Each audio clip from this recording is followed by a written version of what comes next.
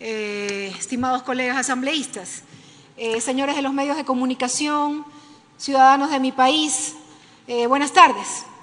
El reparto, señora presidenta encargada, y las políticas neoliberales aplicadas por el gobierno del señor Lenín Moreno a un año de su posesión como presidente han logrado afectar la institucionalidad del país, la seguridad jurídica, el crecimiento económico y el bienestar social de los ecuatorianos.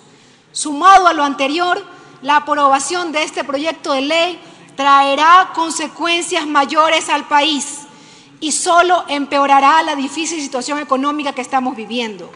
Esa realidad que ya no pueden encubrir cambios de ministros, inventando shows, cuentos ni escondiendo cifras oficiales. La verdad es que heredaron una economía en crecimiento. En el 3% creció la economía en el 2017. Hoy tienen un precio de petróleo 48% superior a lo presupuestado. El precio del petróleo es alrededor de $70 el barril. No obstante de esto, en el 2018 la economía ya se desaceleró producto de las malas decisiones del señor Lenín Moreno. Esa es la verdad. Le digo los datos del INEC para tener información, no de los correístas, del INEC. A junio del 2018, la pobreza por ingresos a nivel nacional se situó en 24.5%. La pobreza extrema subió en 9%. En el último año, la pobreza rural ya llega al 43%. Hoy existen alrededor de 500.000 personas en condiciones de pobreza que hasta hace un año no lo eran. La tasa de mortalidad infantil volvió a los niveles de hace 10 años.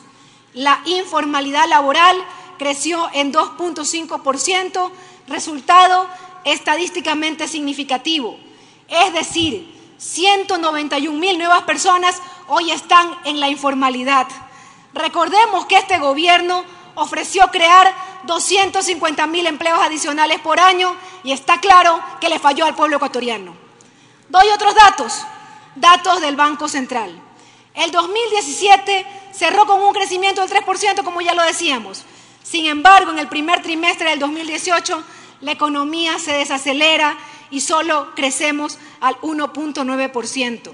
Los sectores de la economía que más crecen, es importante mencionarlo: acuacultura, pesca de camarón, y nos encontramos con un dato muy interesante del sector de la economía que más crece: suministro de electricidad y agua. Y aquí está pues la mesa servida. Son esas hidroeléctricas que tanto critican en los grandes medios de comunicación. Y no lo decimos los correístas. Aquí hay un informe del BID que dice que el ahorro en subsidios que genera esa importante reforma energética, que todos la conocen, entre el 2016 y el 2023, asciende ese ahorro a $22.664 millones, el 21% del Producto Interno Bruto. Esta es la mesa servida y el pueblo ecuatoriano lo sabe. Hoy, un dato importante: la construcción, para los que nos escuchan, decreció en menos 3.8% y ya no hay ley de plusvalía. Sin embargo, el sector de la construcción decreció. Y hoy los jóvenes aspirantes a policía tienen que pagar sus carreras porque le quitaron la gratuidad de la educación policial. El presidente Moreno habla de un progresismo moderno y de una nueva izquierda. Esto es bien parecido a lo que dice la derecha de Macri, la derecha de Temer. Esto no es más que el retorno del brutal neoliberalismo que privatiza las ganancias y socializa las pérdidas. Durante meses insistieron, y hoy día también lo escuchamos, en conjunto con la gran prensa, que el país está quebrado y endeudado, tratando de justificar así la contratación, el paquetazo y la contratación de $7.500 millones de deuda en bonos soberanos en un año, casi el mismo valor de deuda en bonos soberanos que tuvo el gobierno anterior en el rango de 10 años. Con esta ley nos quieren seguir endeudando y reemplazar deuda interna por externa, a pesar de que el gobierno anterior dejó la economía en crecimiento, duélale a quien le duela, siguen hablando de crisis. En el tiempo, en cambio, de Rafael Correa y Jorge Glass, esa deuda se usó para crear infraestructura para el desarrollo, porque invertir en escuelas y hospitales es invertir en el capital humano, que es lo más importante que tiene el Ecuador. ¿Alguien sabe en qué están usando esa deuda contratada en este gobierno? Porque las obras no se ven. Hoy nos queda claro que el cuento de la deuda sirvió para prepararnos mentalmente para el paquetazo que se viene, como consecuencia de sus políticas neoliberales, sumado, por supuesto, a esta ley. La situación del país es compleja, sin lugar a dudas, porque el gobierno prefirió pactos con grupos de poder al beneficio de todos.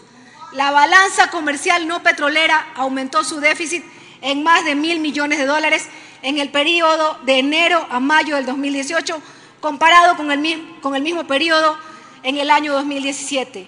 Las importaciones de consumo aumentaron en un 35% y las de materias primas apenas aumentaron un 10%. Esto es insostenible y el gobierno no ha hecho nada.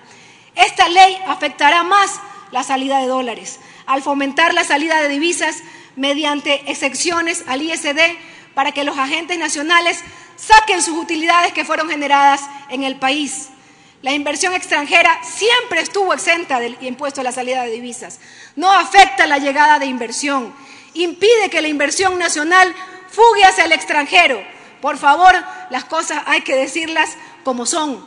Hay que superar las falacias. Esta ley le permitirá reducir y hasta eliminar inclusive el impuesto a la salida de divisas, incluso poniendo en riesgo la dolarización. Lo advertimos con mucha claridad. Sobre las remisiones ya se ha dicho mucho. Esta ley les perdona una deuda legítima por más de 1.300 millones de dólares a grandes grupos económicos. Grupos económicos que reportaron ganancias por más de 8.000 millones de dólares solo en un año. Es decir, empresas que reportaron utilidades en sus operaciones, pero no pagaron sus deudas al SRI. Y el gobierno, con el pretexto de requerir liquidez, les perdona deudas por más de 1.300 millones de dólares a los 50 grupos más deudores del fisco. ¿A cuántos de nosotros, a qué ciudadano nos condonan las deudas cuando nos atrasamos en el pago de la electricidad, del agua, de la cuota de la casa, del carro? A nadie. Pues a estos empresarios exitosos el gobierno de Moreno les perdona las deudas.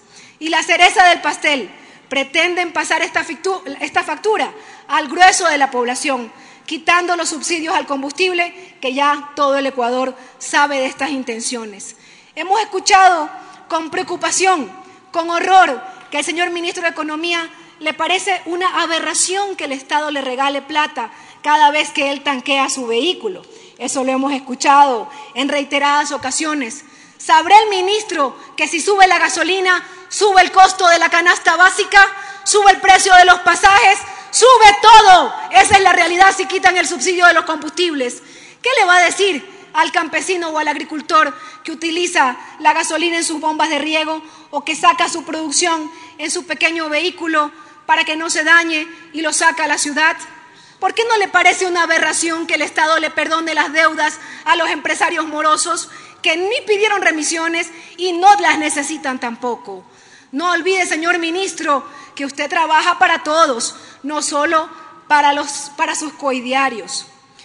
Esta ley también afecta a los trabajadores, ya lo decían los asambleístas que nos antecedieron en la palabra.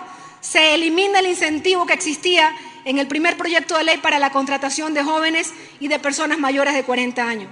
Engañan al pueblo diciendo que se incentivará el empleo, pero en el veto eliminan este incentivo. Además, persiste la afectación a los trabajadores. Le quedó un minuto, asambleísta. La doble contabilidad para el cálculo de las utilidades. Saben ustedes, ecuatorianos, que el Ejecutivo envió también un primer veto al proyecto de ley, luego envió un alcance a ese veto, luego un segundo alcance que contradice el primer veto en un oficio con claras irregularidades que lo denunciamos en su momento. Permitir el arbitraje internacional en lugar del regional en los tratados bilaterales de inversión es inconstitucional. Además, en el segundo veto hacen obligatoria la incorporación de una cláusula arbitral nacional o internacional en todo contrato de inversión, que es quien resolvería las controversias, incumplimientos o nulidades, conociendo que casi siempre se falla a favor de las transnacionales. Recuerden, por favor, el caso Oxy, que le significó al Ecuador más de $1.000 millones en un caso de antemano perdido. Buscan seguridad jurídica, señora presidenta encargada, pero para los capitales, no para el Ecuador. Con esto están entregando al Ecuador a las transnacionales y esto es traición a la patria. Las cosas como son. Terminó su tiempo, asambleísta. Usted también le dio un poquito más de tiempo a algunos asambleístas, yo ya termino. Hoy tendrán los votos para no ha sido mi caso, ley. asambleísta, fue la presidenta. En todo caso, tiene 10 minutos 35 segundos. Termino. Hoy tendrán los votos, señora presidenta, para aprobar esta ley que nos retorna al oscuro pasado de los 90 y con esto pensarán que han ganado, pero sepan que es cuestión de tiempo para que el pueblo lo juzgue por todos sus actos y por esta gran traición, porque el pueblo ecuatoriano no votó por este giro a la derecha. Gracias.